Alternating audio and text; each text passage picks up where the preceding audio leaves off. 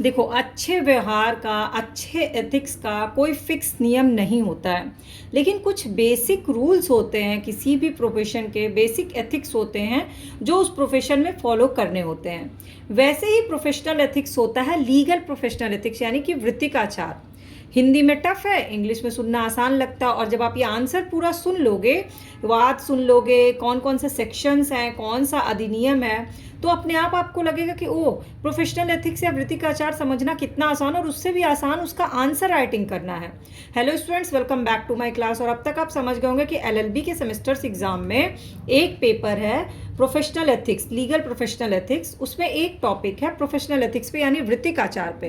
Question ये है कि वृत्तिक आचार क्या होता है, वृत्तिक आचार में जिससे रिलेटेड जितने भी उद्देश्य क्या हैं उसके, और वृत्तिक आचार में जो एडवोकेट है उसका क्या कर्तव्य है मुवक्किल के लिए, यानी कि duties of advocates towards client, duties of advocate towards मतलब न्यायालय की तरफ उसकी क्या ड्यूटीज़ है, अदालत की तरफ, duties of advocate towards the court, अपने प्रोफेशन के प्रति उसका क्या कर्तव्य है, अपने सहकर्मियों के प्रति उसका क्या कर्तव्य है, और साथ ही साथ उसके और अन्य कौन कौन से कर्तव्य। तो बेसिकली प्रोफेशनल एथिक्स में एडवोकेट्स के क्या क्या कर्तव्य हैं वो पार्ट वाइज समझना ज़रूरी है। इसके लिए सबसे पहले एज यूजुअल जो मैं आपको हमेशा बोलती हूँ कि आंसर की स्टार्टिंग हमेशा टॉपिक के अर्थ को डिफाइन करते हुए करना चाहिए। तो इसमें अर्थ क्या है, विधिक व्यवसाय के आचार से तात्पर्य उन नियम और प्रैक्टिस से है जो कि अधिवक्ताओं के व्यावसायिक आचरण को विनियमित करता है। फिर से लग रहा है ना टफ, चलो इजी लैंग्वेज समझाती हूँ।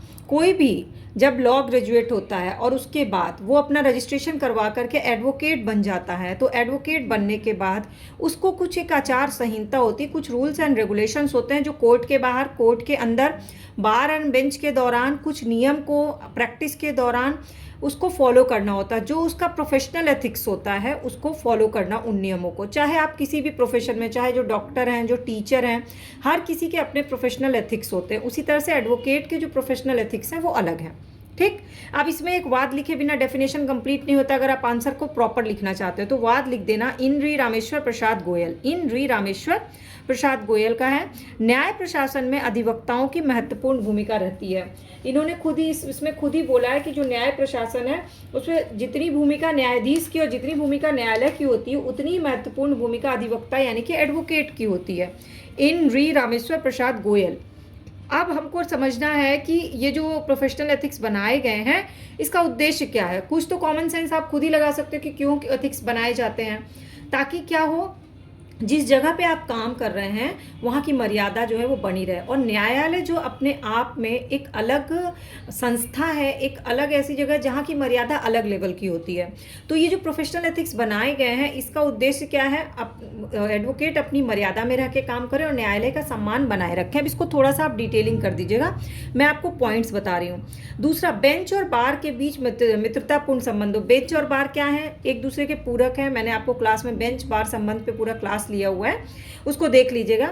उनके बीच में मित्रतापूर्ण सहयोग बना रहे, क्योंकि ये दोनों क्या है, न्यायाधीश और अधिवक्ता का संबंध है। अगर इन दोनों का संबंध अच्छा नहीं रहेगा तो न्याय जो है वो क्या होगा, निष्पक्ष नहीं हो पाएगा, न्याय जो है वो स्वतंत्र नहीं हो पाएगा, न्याय जो है वो जल्दी नहीं हो पाएगा।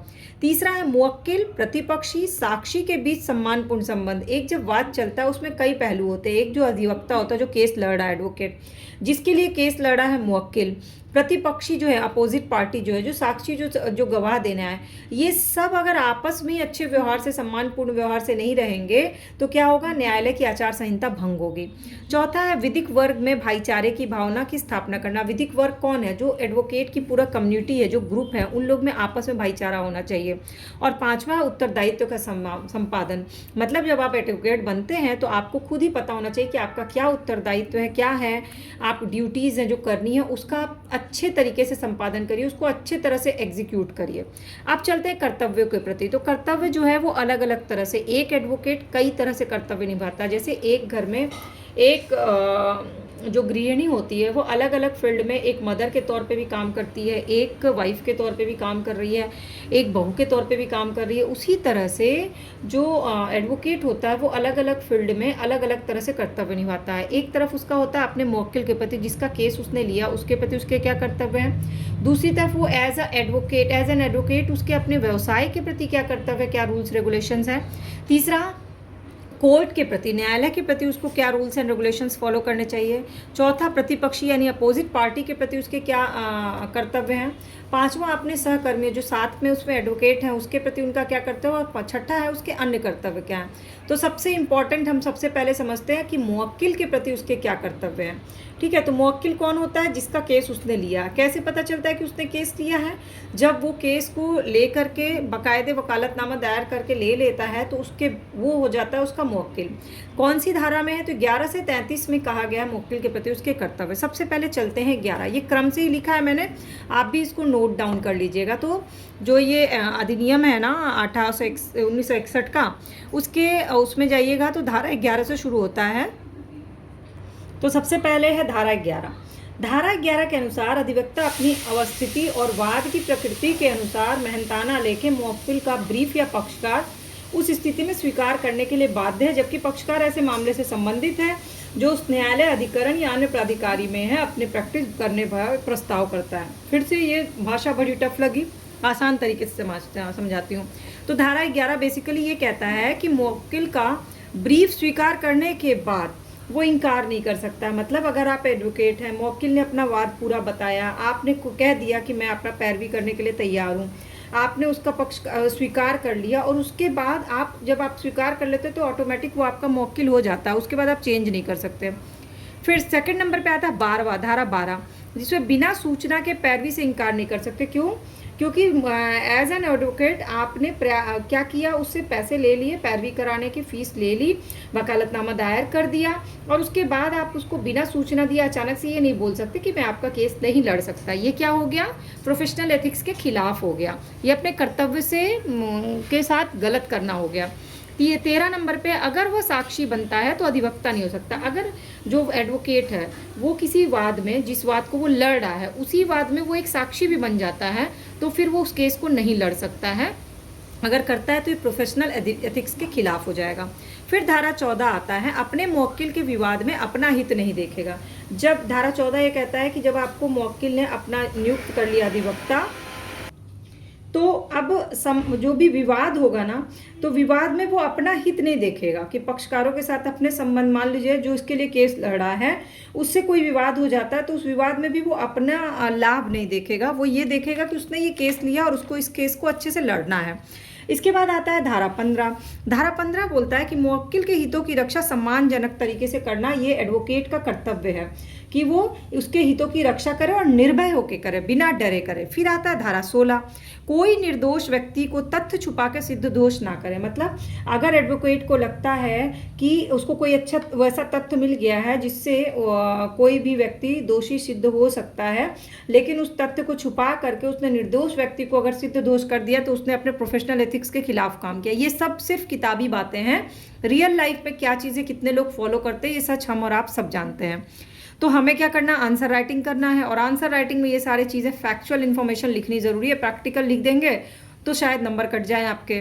तो रियलिस्टिक चीज़ें अभी कम सुनी जाती हैं, और जो किताबी भाषा है उतना ही लिखना है आपको। मेरा पर्सनली मानना ये नहीं है, बट रियलिटी यही है। खैर, अब चलते 15-16 हो गया।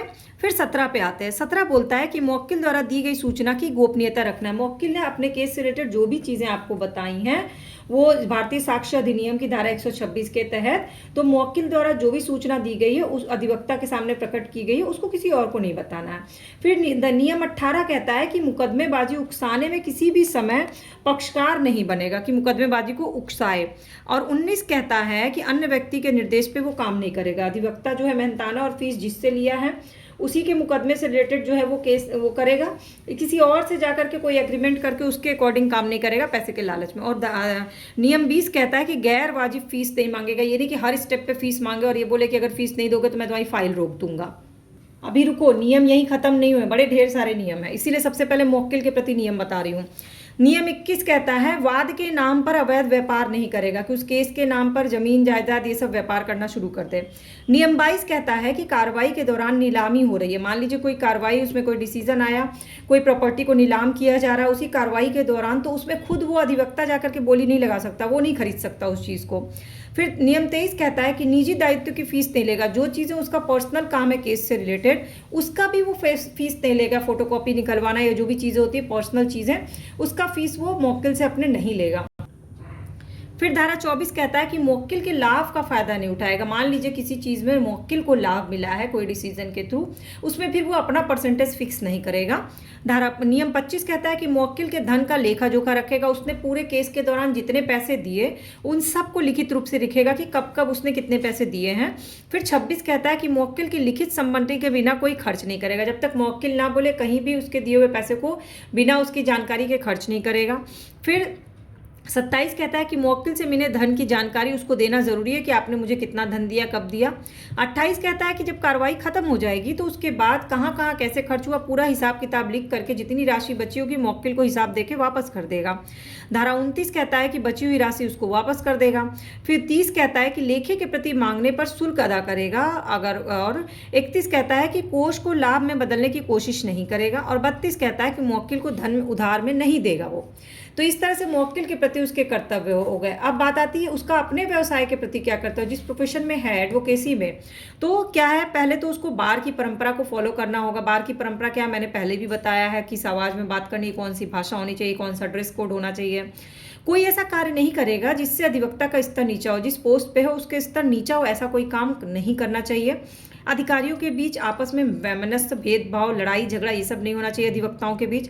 अपना मूल्यांकन कम नहीं करना चाहिए, किसी गलत व्यापार में उसको लिप्त नहीं होना चाहिए, मैत्री भावना को प्रोत्साहित करना चाहिए और अपने से वरिष्ठ लोगों का सम्मान करना चाहिए। ये बेसिक चीज़ें हैं जो आप किसी भी प्रोफेशन में रहेंगे तो आपको फॉलो करना है, ऐसा नहीं कि एडवोकेसी में ही फॉलो करना है। अब आता है उसका न्यायालय के प्रति क्या कर्तव्य है, तो न्यायालय ही उसके लिए सबसे अहम है। क्यों? क्योंकि उसका न्यायालय से ही मेन संबंध है। तो न्यायालय की एक मर्यादा होती है, न्यायालय में एक आचरण होता है, वो उसको फॉलो करना चाहिए।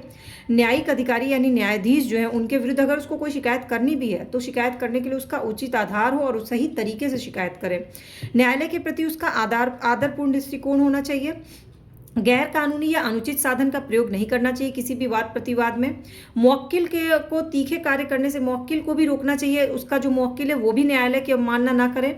अपने पोशाक को, अपने जो उसकी वो है यूनिफॉर्म है, उसको न्यायालय में प्रॉपर तरीके से पहन के आना चाहिए और वही यूनिफॉर्म वो कहीं पार्टी या कहीं पहन के नहीं जा सकता है। और विधिक सहायता, गरीब लोगों को उसको विधिक सहायता भी प्रदान करनी चाहिए। अब आता है उसका प्रतिपक्षी अपोजिट पार्टी के प्रति उसका क्या कर्तव्य है। एक तो विवाद के विषय में वार्ता नहीं करेगा उन लोगों से, विवाद के न्यायालय के नियमों के तहत ही वार्ता करेगा और वचन लेगा, और उन लोगों की उपस्थिति में ही कोई भी नियम का उल्लेख करेगा, कोई भी बात जो डिटेलिंग बताएगा। अब उसका अपने सहकर्मियों के प्रति क्या कर्तव्य, तो ये 36, 37, 38, 39 धारा में जाइएगा। एक तो अपने कार्य का कोई भी विज्ञापन वो नहीं करेगा, ना ही प्रत्यक्ष रूप से करेगा ना ही अप्रत्यक्ष रूप से करेगा। अपने नाम का गलत प्रयोग नहीं करेगा, वो फीस कम नहीं लेगा यानी अपना मूल्यांकन कम नहीं करेगा। अगर वो सक्षम है, अपने सहकर्मी के बराबर है तो उतना ही फीस लेगा। अधिवक्ता बदलने से रोकेगा, कि बार बार जो लोग केस के लिए वकील बदल लेते हैं उससे वो रोकेगा। अगर कोई कर रहा है ऐसा तो अपने सहकर्मियों के प्रति उसका कर्तव्य है कि उस चीज़ को वो रोके। और दूसरे अधिवक्ता के प्रति भी अच्छी भावना रखेगा, जो कि किताबों में सुनना अच्छा लगता है, पर आपको ही पता है कि मेरे फाजिल दोस्त जो आप मूवीज़ में देखते हैं कि दो वकील कितने अच्छे दोस्त होते हैं। खैर, नो पर्सनल कमेंट्स। अब आते हैं अधिवक्ता के आचरण एवं नैतिकता बेसिकली होनी कैसी चाहिए। तो ये बीपी सिंह कहते हैं कि विधि व्यवसाय के प्रति निष्ठावान हो, अपने व्यवसाय के प्रति, कानून के प्रति निष्ठावान रहे।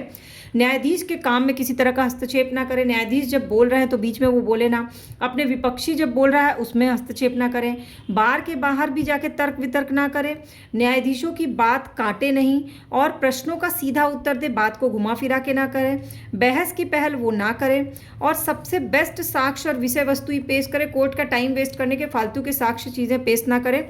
न्यायाधीश की ओर देखें, जब भी वो बहस कर रहा है तो न्यायाधीश की तरफ देखें, ना कि इधर उधर देख के आई कांटेक्ट करके बात करें। और अपनी स्मृति के आधार पर विषय वस्तु का वर्णन करें, ना कि अंदाजे में। बहस हमेशा धीमी आवाज़ में करें, गलत भाषा का प्रयोग ना करें, अशुद्ध अभिव्यक्ति ना करें और में अच्छे जो फैक्ट्स हैं ना उसको छुपाने का काम ना करें। तो फाइनली निष्कर्ष क्या निकलता है कि किसी भी व्यापार में व्यक्तिगत रूप से नहीं लगेगा, वो एक साथ दो पद पे काम नहीं करेगा।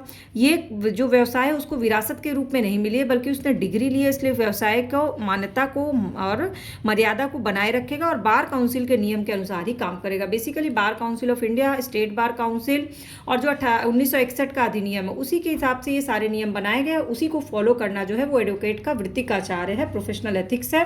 अब आपको कोई डाउट, क्वेरी, क्वेश्चन रह गया हो तो नीचे पूछ लीजिएगा और इसको सब्सक्राइब फॉलो बटन को क्लिक कर लीजिएगा और इसे एक बार नोट डाउन कर लीजिएगा।